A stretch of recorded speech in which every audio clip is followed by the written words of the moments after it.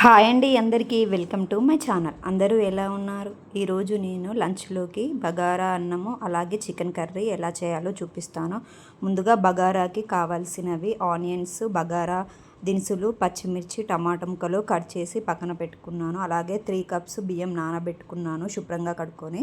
తర్వాత ఒక బాండీ తీసుకొని అందులో ఆయిల్ వేసుకొని బగారా మసాలాలు వేసుకున్నాను. జాజికాయ, జాపత్రి, అలాగే బగారా ఆకు, పచ్చిమిర్చి వేసుకొని బాగా ఫ్రై చేసుకున్నాను. తర్వాత ఆనియన్ ముక్కలు కూడా వేసుకొని బాగా ఫ్రై చేసుకున్నాను.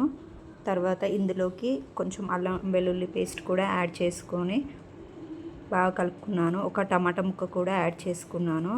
అవన్నీ ఉడికిన తర్వాత మనం 3 కప్స్ బియ్యానికి 4 కప్ వాటర్ తీసుకున్నాను. సాల్ట్ వేసుకొని బాగా కలుపుకున్నాను.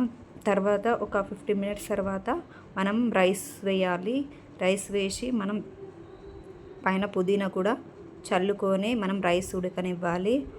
ఒక 20 మినిట్స్ మీడియంలో ఉంచుకుంటే ఈ విధంగా 70% రైస్ ఉడికింది. తర్వాత సిమ్లో పెట్టుకొని చూస్తే ఈ విధంగా రైస్ ఉడికినట్టు.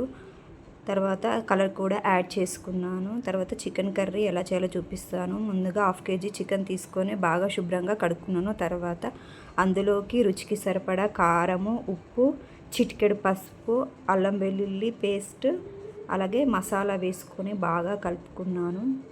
కొంచెం మనం ఆ మసాలా మొత్తం చికెన్కి పట్టే విధంగా బాగా కలుపుకోవాలి. ఇందులోకి 1 టీ స్పూన్ ఆయిల్ కూడా యాడ్ చేసుకున్నాను. చూడండి, ఈ విధంగా బాగా కలుపుకొని పక్కన పెట్టుకోవాలి. తర్వాత ఒక బాండీ తీసుకొని అందులో ఆయిల్ వేసుకొని అది వేడెక్కిన తర్వాత పచ్చిమిర్చి, పుదీనా వేసుకొని బాగా ఫ్రై అవ్వనివ్వాలి. తర్వాత ఆనియన్ ముక్కలు కూడా వేసుకొని బాగా ఫ్రై చేసుకోవాలి. తర్వాత అందులోకి చిటికెడు పసుపు, అల్లం వెల్లుల్లి పేస్ట్ వేసుకున్నాను.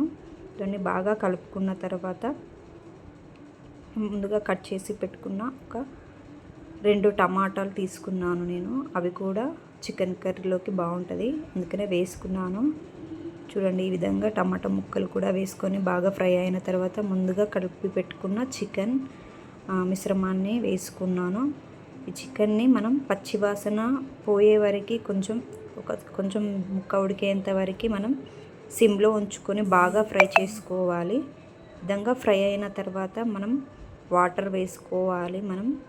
వాటర్ వేసుకున్న తర్వాత ఒక 20 మినిట్స్ వరకు మీడియం ఫ్లేమ్లో చికెన్ని ఉడికించుకోవాలి. వాటర్ వేసుకొని వాటర్లో మనం ఉడికిన తర్వాత అందులోకి చికెన్ మసాలాని కూడా యాడ్ చేసుకోవాలి.